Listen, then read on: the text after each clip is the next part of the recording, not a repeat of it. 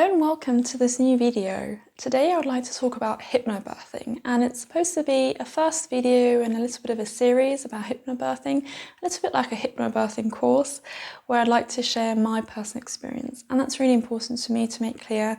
I'm not a medical professional, I'm not a midwife, I'm just someone who experienced 2 births with hypnobirthing. One of them was a twin birth, a natural twin birth.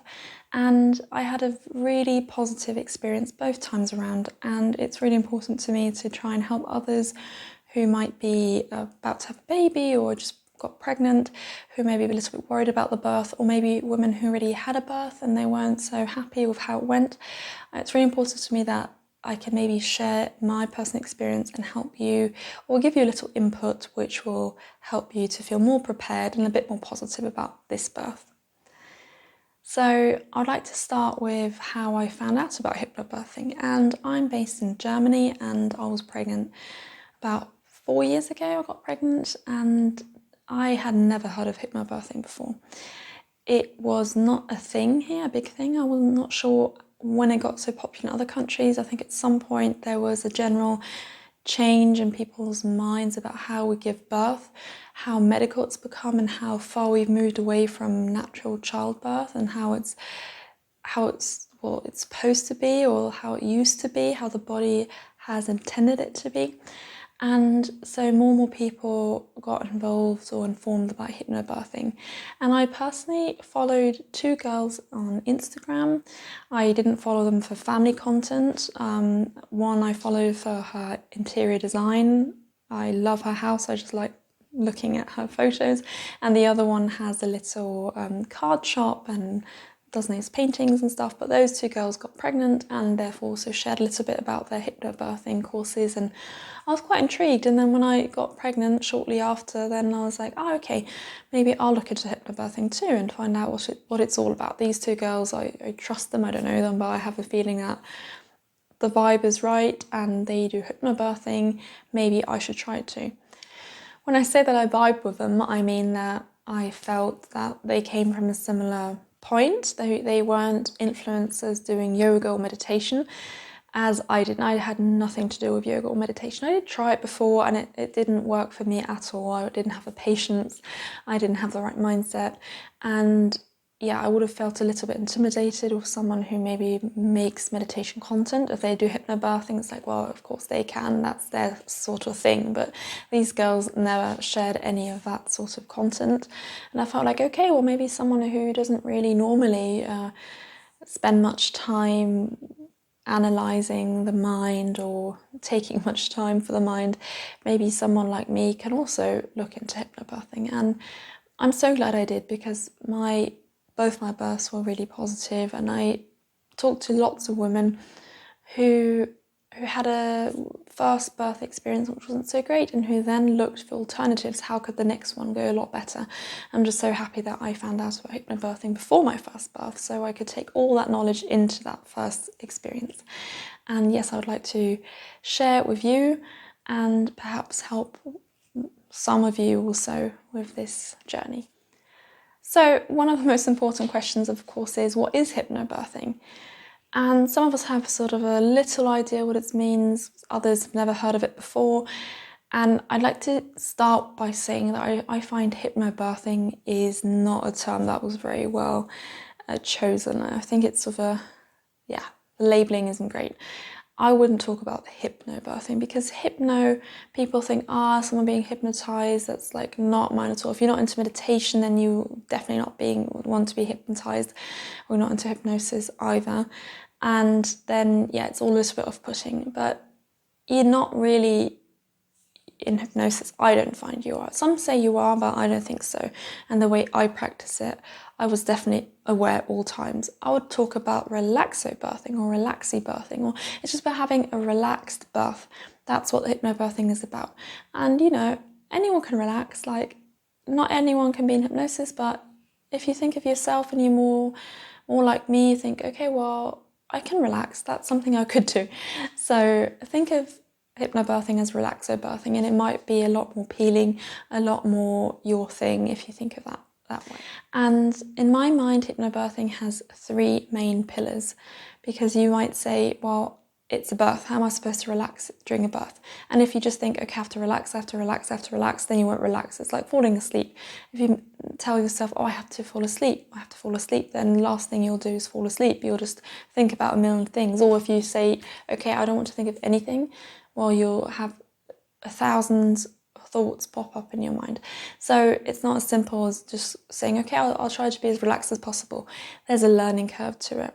And I'd like to talk about this in the next videos. I'll do several videos about these 3 pillars and about different things that I think might help you. But yeah, the first big pillar is relaxing. And when I talk about relaxing, I mean relaxing the mind and relaxing the body. So the body is linked. If you have a really stiff jaw, or if you press your teeth against each other and bite your jaw, then that really cramps your pelvic floor and it tensens it, and that doesn't help for the birth. If you have a stiff neck and really sort of stiffened arms, that also makes your whole body stiff, and it doesn't help for birth at all. So we'll learn about different techniques, how to relax the muscles, but we'll also learn about how to relax the mind, because that really interplays, and that's something I learned through hypnobirthing, how much your mind has an influence over your body. And we'll learn techniques how we can relax the mind, how we can get back to being relaxed if we, lose it at some point, which might happen during the birth. We'll talk about breathing techniques, about visualization techniques. And again, you really don't have to be into meditation or have any knowledge in meditation. Anyone can do this. It's really not very hard. So don't be put off by the words visualization, relaxation, meditation. It's all very easy. It's not as complicated as it might sound. The next point I'd like to talk about is information. So that's the next big pillar of hypnobirthing, because you can only relax in my mind if you know what's going on. Some people might always go with the flow, they're not scared of anything, but most people like to know, okay, what's going to happen? And I mean this in 2 ways. I mean it in general, what's going to happen. What happens during the birth? What does the body do? Why do we have contractions? Why do our waters break? Why does all of this happen? We just have a very, very basic knowledge or idea about birthing, and most of it is based on television we watch, series we watch, which is really not a good source whatsoever. So it's just important to learn what happens. And I mean you, the mum who's giving birth, but also your birthing partner. It really helps if everyone just knows what's going on. We don't have to go into itty gritty, know all the things. You have midwives, doctors who know what's going on, but it helps to have a bit more than a basic understanding what's going on, and it will really help you to relax because you know what's going on and why these things are happening and why what you feel is normal and it's a good sign, instead of panicking and thinking everything's going wrong. But when I talk about information, I also talk about your specific case. So get informed about where you are going to give birth, where exactly the delivery room is, where you have to go, whether you have to call in before you arrive or if you just show up, whether you can just drive, how you get to the hospital, or if you need to call an ambulance, or who's going to get you there, all these things. So get really informed about your situation, and it helps to visualize the day. Okay, what happens? My waters break. Do I call the hospital? Do I go straight in? Do I have to go in an ambulance lying down? Like, try and visualize what will happen, and it will help you to be like, okay, actually when we arrive, we need somewhere to park. Where can I park? It helps to think of all these things before. The third point I'd like to talk about is the positive mindset. That's the third big pillar, and that's a really, really important one. And again, if you have a positive mindset, it will lead to being relaxed. That's why I want to call it relaxobirthing, because that's the one big thing that sort of peers over all the other points. But a positive mindset is so, so important, because as I said before, most of us have their knowledge or their vision of a birth from television, and exactly, it's a picture, it's a vision, it's not knowledge. So forget what you saw on television. It's not the reality. Even if you watch these midwife delivery room where you actually follow births, it feels different when you're in the birth than when you watch it from the outside. So even if you're like, well, no, I know what birth is like because I watched real births on television, remember They like to choose extreme cases, and it's still different when you see it from the outside than when you actually delivering yourself. So try to move that aside and think of birth as a unique experience. Maybe you do it twice, maybe 3 times, but overall, how many things in life do you do once or twice? Everyone who thinks of a wedding thinks, oh, it's going to be the best day of my life. It's so special because it only happens once, maybe twice. But we don't do that for birth, although it's true for birth too. It only happens once or twice or max 3 times in your life. We should really treasure and be excited about it. And you can be excited about it. And to really change that mindset into, oh my goodness, I just have to do this. This is just what women have to do. But then afterwards I have my baby. Look forward to your baby by all means. But you can also look forward to the birth as a thing you only do very few times in your life. So just change your mindset.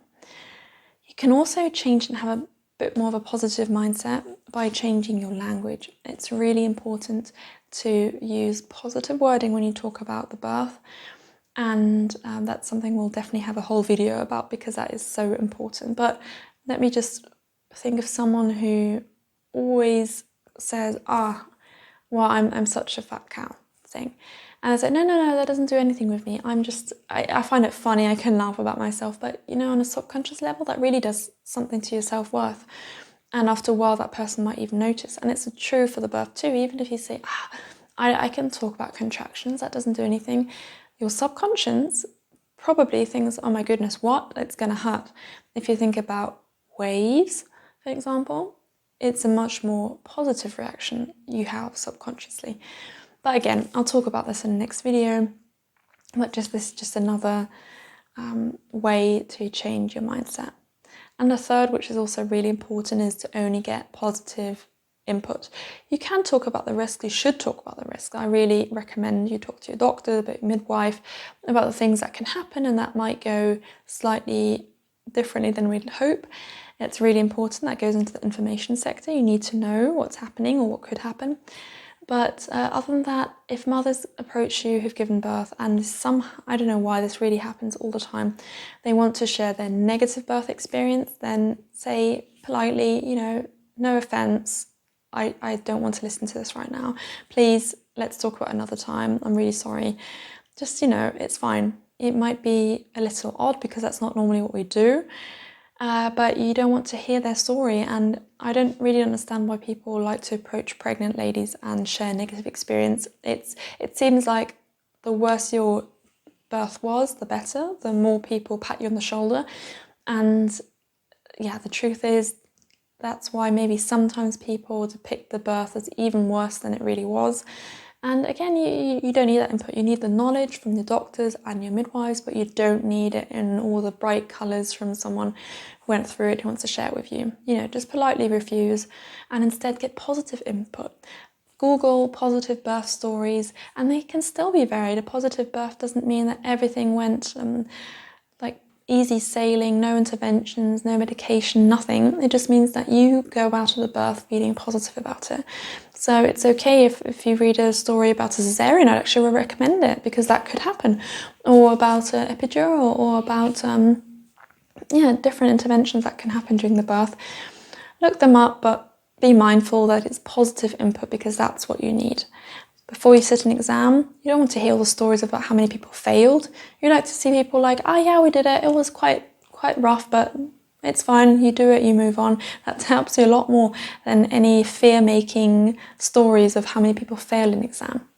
So that's the third point. So to sum it up, the main pillars of hypnobirthing are relaxation, both on a level for your body and your mind, information in general, what happens during the birth and during labour, and what happens to you specifically, where do you have to go, who do you have to call, what do you have to take, and 3, a positive mindset. Only getting positive influence, minding what language you use is very, very important. And yes, this is the first video about hypnobirthing. I will talk about these 3 points in much more detail and give you different breathing techniques, different mantras you can use for positive mindset, also talk about the information you should gather, also talk about maybe when you should prepare for what. So in my mind, you can already start preparing for your birth in the first trimester, but then it's not birth specific, it's just hypnobirthing techniques which will help you for the birth.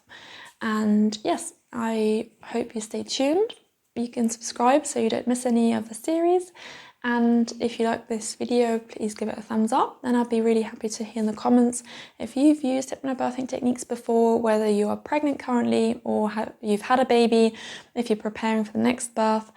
And yeah, I'd like to hear that from you and hope to see you here soon. Bye.